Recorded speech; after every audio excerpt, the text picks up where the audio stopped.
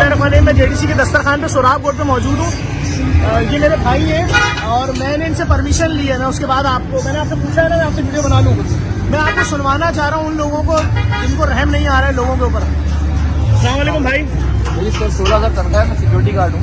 कितनी तनख्वाह फिर बता दें लोगों को। 16,000 तनख्वाह। जिस घर में रहते हो उसका किराया कितना है? किराया 15,000 रुपये किराया है। कितने पैसे बचते हैं आप? 1,000 रुपये सर महीने का बचता है, उसमें गुजारा करते हैं, उधार लेके उधर करते हैं। 1000 रुपए में पूरा महीना गुजारते हो? किराया भी, किराया वगैरह भी, खाना पीना भी? मजबूरी में कुछ उधार लेना पड़ता है कहीं से इधर उधर से, दोस्त या बैठ, उसमें भी बचता कुछ नहीं है। यार आप खाना खाएं, आप हीरो हैं हमारे यार, खुश रहें। मुझसे कोई हेल्प चाहिए मैं आपके साथ हूँ। ये सच है, 16,000 तनख्वाह है, 1,000 रुपये बचता है, 15,000 रुपये रेंट चला जाता है। आप बताएं क्या करे बेचारा।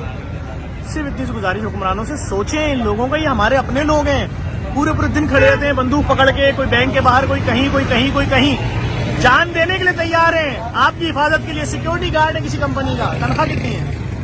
अगर किसी को रहम आ जाए तो ये वीडियो सिर्फ हुक्मरानों तक पहुंचा दे।